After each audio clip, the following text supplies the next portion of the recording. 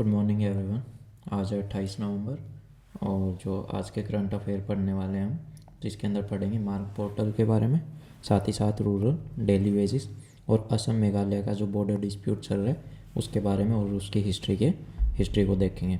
और recently draft लेके आया गया है किसके द्वारा, पार्लियामेंट के अंदर, गवर्नमेंट के द्वारा, जिसके अंदर जो एनिमल बिल है, क्रुएल्टी टू एनिमल बिल 2022, इसके अंदर कुछ चेंजेस किए जा रहे हैं। तो क्या चेंजेस होंगे उसके बारे में देखे जाएंगे। तो सबसे पहला टॉपिक रहेगा रूरल डेली वेजेस के बारे में। रिजर्व बैंक ऑफ इंडिया ने अभी डेटा रिलीज़ किया गया है जिसके अंदर बताया गया है जो डेली वेज पेमेंट होती है इंडिया के अंदर वो कौन सी स्टेट के अंदर कितना है। ठीक है, एग्रीकल्चर वर्कर्स की बात करें तो मध्य प्रदेश के अंदर जितने भी मेल एग्रीकल्चर वर्कर्स हैं, ठीक है, उनको डेली का कितना रुपए मिलता है, डेली काम करने का उनको मिलता है करीबन 217 रुपये प्रतिदिन।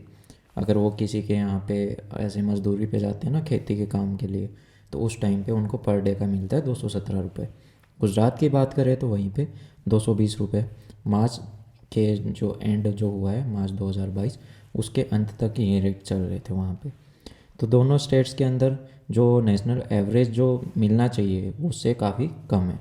तो नेशनल एवरेज कितना है, 323। तो मतलब उससे भी 100 रुपये से भी ज़्यादा कम यहाँ पे दिए जा रहे हैं।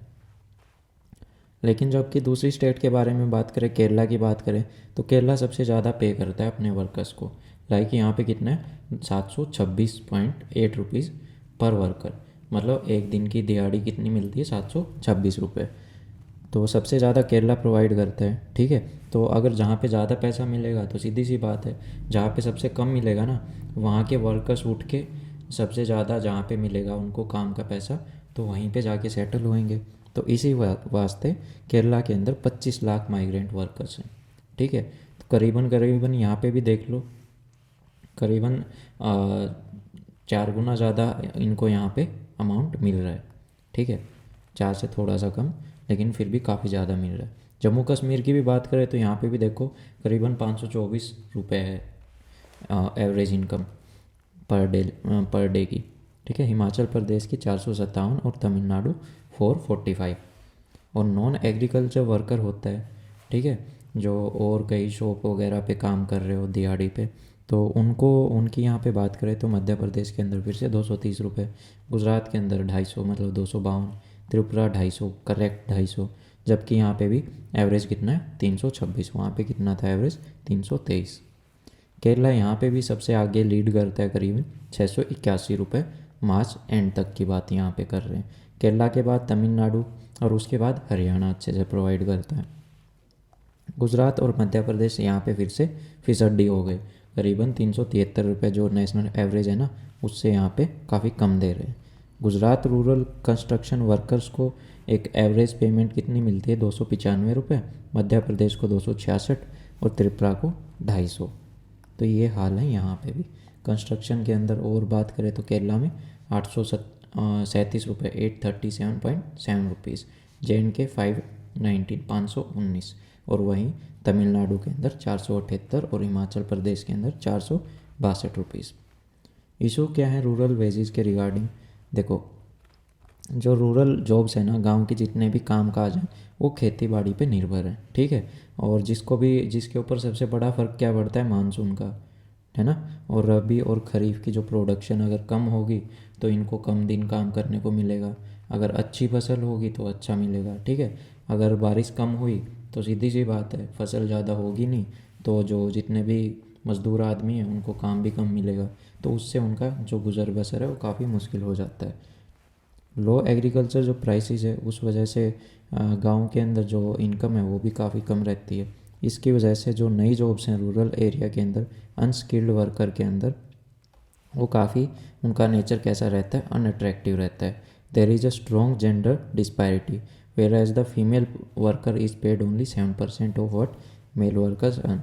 यहाँ पे बात करेंगे, देखो मध्य प्रदेश के अंदर करीबन 217 रुपये मिल रहे थे, तो इसका भी ये मान के चलो अगर यही काम कोई फीमेल कर रही है तो उसको इसका 70% क्या है ना, करीबन इसका 70% ही पे किया जाएगा।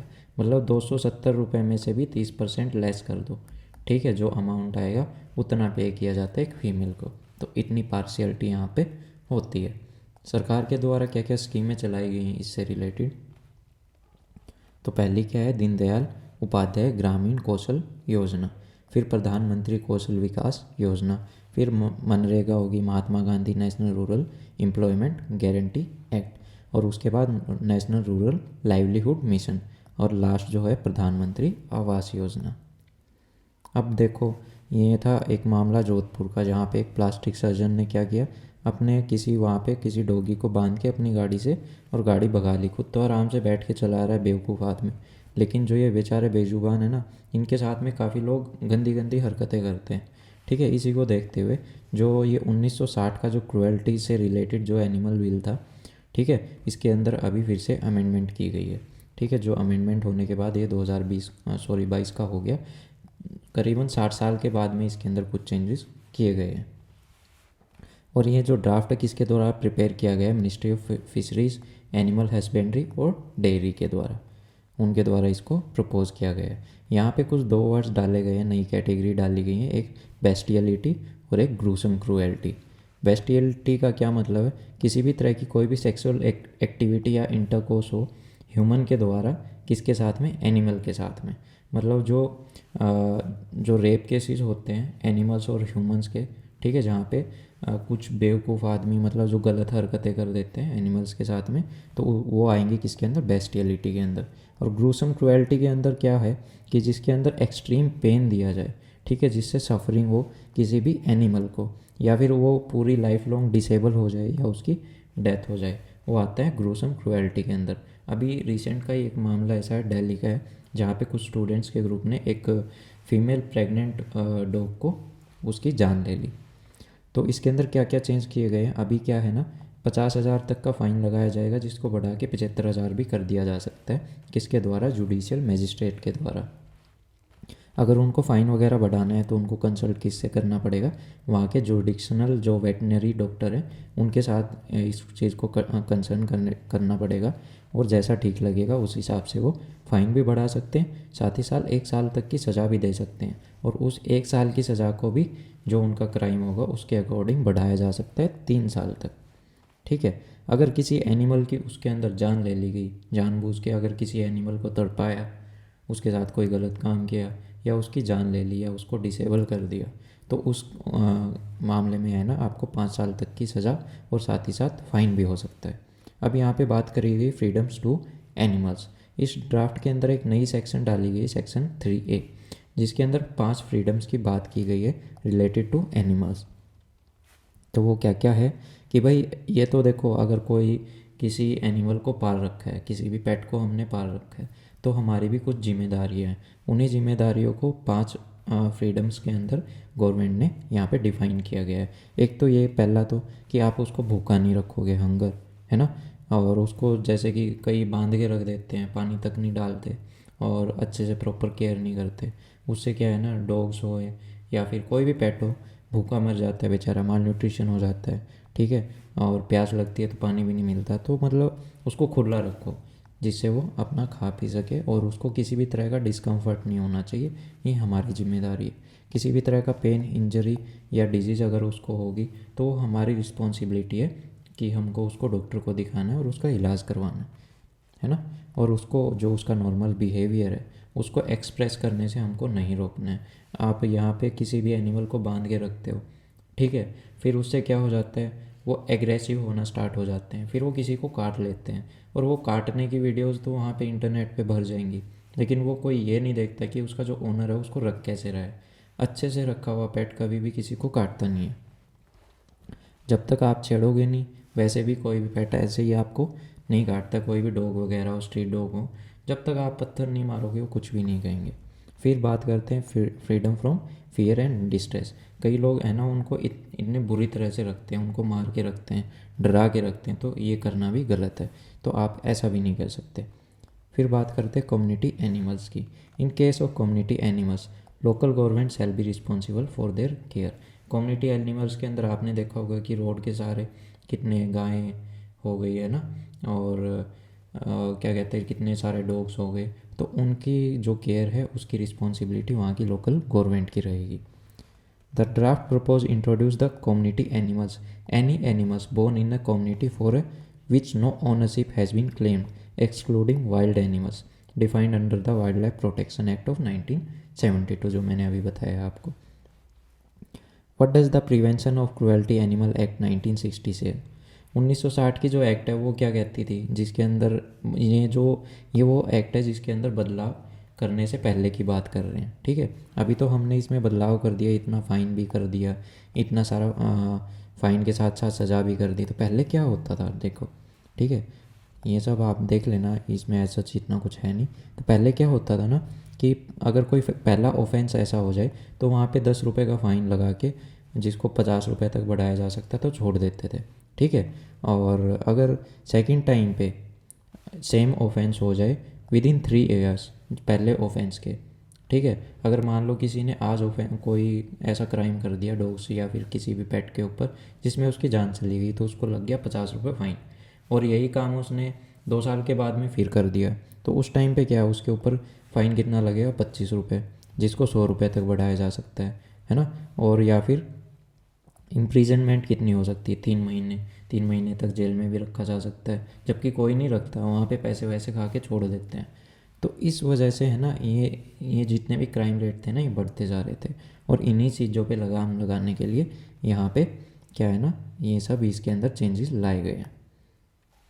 और इसका क्रिटिसिज्म क्यों हो रहा है, देखो क्रिटिसिज्म इसलिए हो रहा है कि the act has been criticised for being specific for quantum of the punishment being negligible.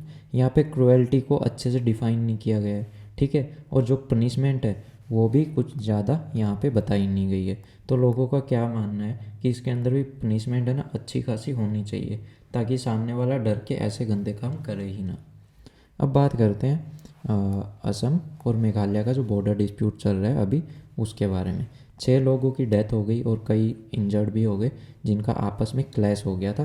कहाँ पे, असम पुलिस का और जो वहाँ के जो बॉर्डर एरिया है जिसके अंदर मेघालय का जो एरिया था, वहाँ के लोगों के आपस में क्या हो गया, क्लैश हो गया, लड़ाई हो गई, जिसमें 6 लोग मारे गए। तो इसकी हिस्ट्री देख लेते हैं। असम और मेघालय के बीच में 12 स्टेट्स ऐसे हैं जो कि 884 किलोमीटर का एरिया ये आपस में क्या करते हैं ना, बॉर्डर शेयर करते हैं। ठीक है, और 12 स्टेट्स के ऊपर क्या है, इनकी खींचतान चली रहती है। और वो 12 स्टेट्स कौन से हैं, यहाँ पे नाम लिखे हैं, आप अगर पढ़ना चाहो तो देख सकते हो। हिस्ट्री की बात करें तो ब्रिटिश रूल के समय पे असम अनडिवाइडेड था।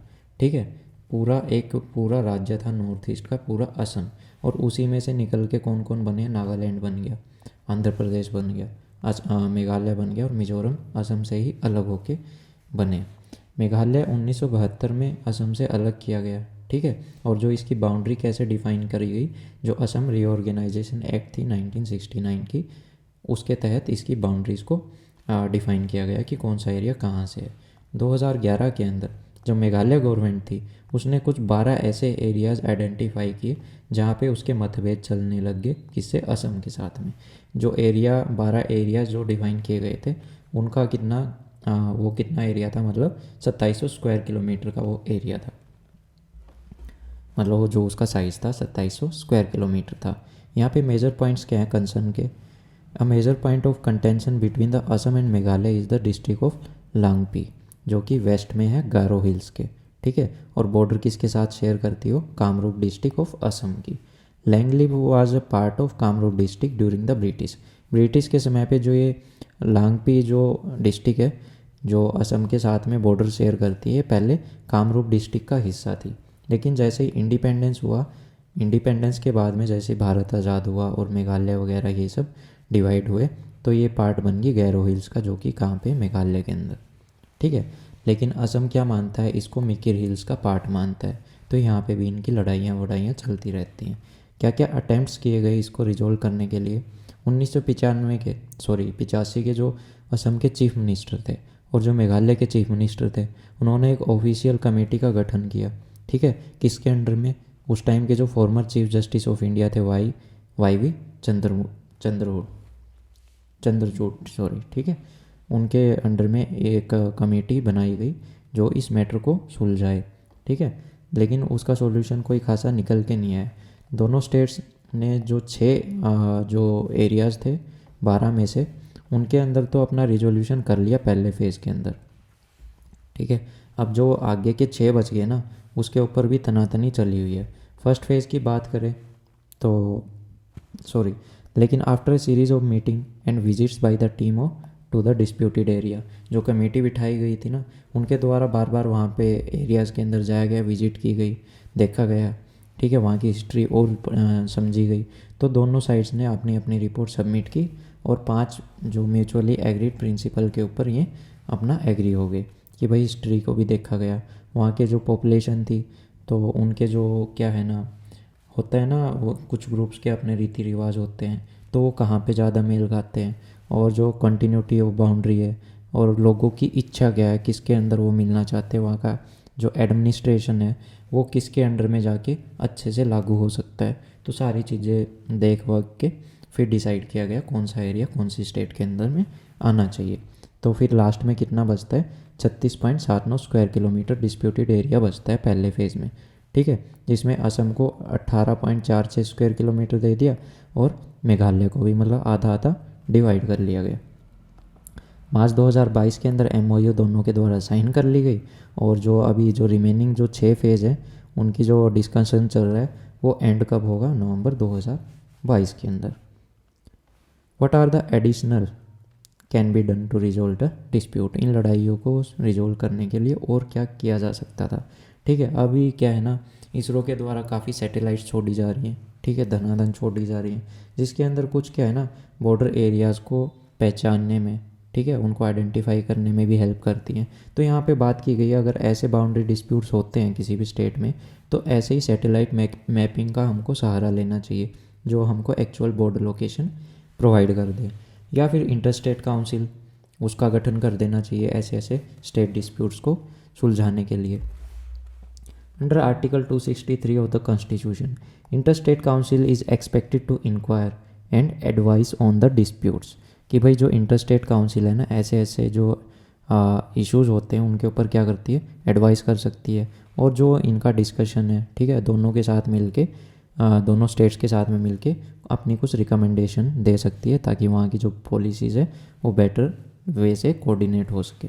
फिर साथ ही बात करते हैं जोनल काउंसिल की, अगर आसपास के जोन्स में भी कोई समस्या है तो वहाँ पे जोनल काउंसिल का गठन कर देना चाहिए, ठीक है, जहाँ से वहाँ के जो सोशली और इकोनॉमिक प्लानिंग के जितने भी मैटर्स हैं, या फिर बॉर्डर डिस्प्यूट है, इंटर स्टेट ट्रांसपोर्ट का जो मसला है जो भी है, ठीक है, तो उसका भी सुझाव और उसको भी अच्छे रूप से सही किया जा सके, ठीक है। India is the epitome of unity and diversity, ठीक है, however in order to strengthen this unity furthermore, both centre and the state government need to be about the ethos of coordinative federalism. यहाँ पे क्या बात की गई है ना, भारत के अंदर इतने, देखो भारत की जो एथनिसिटी है ना वो काफ़ी ज़्यादा वाइड है, ठीक है, यहाँ पे हर धर्म के लोग रहते हैं, पता नहीं कितनी तरह की तो भाषाएं बोली जाती हैं। अगर उनको एक तरह से संजो के रखना है ना, तो उसके लिए सबको यूनिटी बन के क्या है ना, एक साथ जुड़ के यहाँ पे रहना पड़ेगा, और ऐसे ऐसे इश्यूज़ का है ना टाइम रहते हुए क्या है ना सुलझेड़ा करना पड़ेगा, कि भाई कोई इशू ना हो, इनको सुलझाना पड़ेगा। और इसके अंदर जो भी स्टेट गवर्नमेंट है या फिर सेंट्रल गवर्नमेंट और स्टेट गवर्नमेंट को मिलके टाइमली इन मैटर्स को क्या है ना सुलझा लेना चाहिए। अभी देखो ये मैटर कब से चलता आ रहा है, 1985 से भी पहले से चलता आ रहा है, और आज भी लोग मरते जा रहे हैं। पहले भी कुछ लोगों की डेथ हुई थी और अब फिर से 6 लोग और मारे गए। तो ये सब नहीं होना चाहिए, हर एक जान कीमती है। अब बात करते हैं कोई भाई और स्टेट्स का भी ऐसे सीन चल रहा है कि, हाँ बहुत सी स्टेट्स का ऐसा सीन चलता रहता है। एक बेलगावी बॉर्डर डिस्प्यूट है। बेलगावी बॉर्डर डिस्प्यूट किसके बीच में, महाराष्ट्र और कर्नाटका के बीच में, ठीक है। बेलगांव या फिर बेलगावी जो कि करंटली किसका पार्ट है, कर्नाटका का है, उसके ऊपर महाराष्ट्र क्लेम करता है कि ये हमारा है। 1957 के अंदर जो इम्प्लीमेंटेशन हुई थी स्टेट रीऑर्गेनाइजेशन एक्ट 1956, इसके अंदर महाराष्ट्र ने डिमांड किया था कि जो उसका जो बॉर्डर एरिया है कर्नाटका के साथ में उसको रीएडजस्ट किया जाए, ठीक है, कि उनका ये मानना था कि हमारा काफ़ी ज़्यादा एरिया कर्नाटका अपना मनाता है, तो इस वजह से ये क्या चाहते थे कि इसकी फिर से जांच हो। सेम थिंग होती है बॉर्डर डिस्प्यूट उड़ीसा का आंध्र प्रदेश के साथ में। यहाँ पे भी कोई कोटिया ग्राम पंचायत है जिसके ऊपर क्लेम कौन करता है, आंध्र प्रदेश करता है, ठीक है। और इस जो ग्राम पंचायत के अंडर में आते हैं 21 गाँव, तो इस वजह से यहाँ पे भी डिस्प्यूट चलता आ रहा है। अब नेक्स्ट जो लास्ट टॉपिक है वो है मार्क पोर्टल। मार्क का मतलब क्या हो गया, मेंटरशिप, एडवाइजरी, असिस्टेंस, रिसाइलेंस और ग्रोथ। एक तरह का स्टार्टअप इंडिया प्रोग्राम है। इसको किसने लॉन्च किया है, इसने लॉन्च किया है department of promotion of industry and internal trade, और साथ ही ministry of commerce and industry ने इसको लॉन्च किया है for the startup application for registration on the mentorship, advisory, assistance, resilience and growth. एक तरह का पोर्टल है। यहाँ पे लोग इन सब चीज़ों के लिए आके क्या कर सकते हैं, खुद को रजिस्टर कर सकते हैं। और यहाँ पे देख सकते हो नेशनल मेंटरशिप प्रोग्राम है मार्क पोर्टल के ऊपर बाय स्टार्टअप इंडिया। एक तरह का वन स्टॉप प्लेटफॉर्म है to facilitate mentorship for startup across diverse sector. अगर आपको कोई स्टार्टअप करना है, उसके लिए मेंटरशिप चाहिए, तो आप वहाँ से रजिस्टर करके वो पा सकते हो, ठीक है। की फीचर की बात करें तो mentorship program for ecosystem enablers, mobile friendly user face है इसका, हर कोई इसको समझ सकता है। वीडियो कॉल और ऑडियो कॉल्स का भी ऑप्शन है यहाँ पे, और कंट्रीब्यूटिंग मेंटर्स को भी रिकॉग्नाइज यहाँ पे किया जा सकता है। फेज़ की बात करें तो the mark portal is being operationalised in 3 phases. 3 phases के अंदर इसको क्या करा जाएगा, ऑपरेशनलाइज किया जाएगा, मतलब लागू किया जाएगा। पहले में क्या है, mentor onboarding successfully launched and executed 400+ expert mentors are on board across sectors. Different sectors के लिए 400 से ज़्यादा मेंटर्स यहाँ पे ऑलरेडी प्रेजेंट है कि भाई अगर किसी को मेंटरशिप चाहिए, किसी को सुझाव चाहिए, तो ये 400 एक्सपर्ट यहाँ पे बैठे हैं आपको बताने के लिए। सेकंड फेज़ के अंदर क्या है, स्टार्टअप ऑनबोर्डिंग। DPIIT के द्वारा लॉन्च किया गया है onboarding of startups on the mark portal, जो कि 14 नवंबर से स्टार्ट हो गया था 2022 से। फेज़ 3 के अंदर क्या होगा, जो ये लॉन्च और मेंटर मैच मेकिंग होगा, जो कि फाइनल लॉन्च होगा, जहाँ पे मेंटर्स अपने मैच करेंगे डिफरेंट स्टार्टअप्स के, और वो स्टार्टअप्स किसके अंडर में होते हैं, DPIIT के द्वारा, ठीक है। और ऐसे ही ये पूरी प्रोसेस चली जाएगी। व्हाट इज़ स्टार्टअप इंडिया, ये एक तरह का इनिशिएटिव है गवर्नमेंट ऑफ इंडिया का द्वारा, ठीक है। और ये क्या करता है, कैटलाइज करता है स्टार्टअप कल्चर को। कैटलाइज क्या होता है, जो भी किसी भी रिएक्शन को तेज़ कर दे। अगर किसी को स्टार्टअप करना है, उसको उस चीज़ का ज्ञान नहीं है, तो जो ये इनकी स्टार्टअप इंडिया जो इनिशिएटिव है, इसके अंडर में जाके जितने भी मेंटर्स हैं वहाँ से सीख सकते हैं कि हमको कैसे कैसे आगे बढ़ना है, और कैसे इनोवेशन करनी चाहिए, एंटरप्रेन्योरशिप कैसे करनी चाहिए। तो उस चीज़ के बारे में जो भी समस्या आपकी, जितनी भी प्रॉब्लम्स हो, वहाँ पे आके आप उनका क्या कर सकते हो, उनको सही कर सकते हो। 2016 में इसका लॉन्च हुआ था, ठीक है। Startup India has rolled out several programmes with objective of supporting entrepreneurs and transforming India into the country of job creator instead of job seekers. कि यहाँ पे आके है ना, आप खुद का स्टार्टअप स्टार्ट कर सकते हो, कोई भी कंपनी कर लिया, कोई भी बिजनेस कर लिया। तो इनका क्या मानना है कि आप रेदर देन आपकी कहीं पे जॉब करने, मतलब कहीं पे खुद के लिए जॉब ढूंढने से अच्छा है कि आप जॉब क्रिएट करने वाले बनो, है ना। अगर आप कोई बिज़नेस करोगे, ठीक है, उसके लिए आपको वर्कर्स की ज़रूरत होगी। तो सीधी सी बात है, कोई स्टार्टअप कर लिया तो वहाँ पे वर्कर्स की ज़रूरत है। तो आप है ना, जॉब खुद के लिए नहीं पा रहे, आप दूसरों को जॉब वहाँ पे दे रहे हो, प्रोवाइड कर रहे हो, इस तरह से। इन 2022 India become third largest startup ecosystem, कि भाई इंडिया पहले मतलब तीसरी सबसे ज़्यादा जहाँ पे स्टार्टअप होते हैं वो कंट्री बन गई। तो सबसे पहले कौन सी है, US, देन चाइना एंड फिर इंडिया। तो ये थी आज की क्लास, कैसी रही बताइएगा प्लीज़। अगर अच्छी लगी हो तो लाइक कीजिएगा, शेयर कीजिएगा, और कोई भी सुझाव सजेशन हो कमेंट सेक्शन के अंदर मुझे बता सकते हैं। और प्लीज़ अगर आपको ज़्यादा टाइम तो नहीं लगेगा, अगर सही सा कंटेंट लगे तो प्लीज़ आप चैनल को सब्सक्राइब ज़रूर कीजिएगा। Thank you, have a nice day.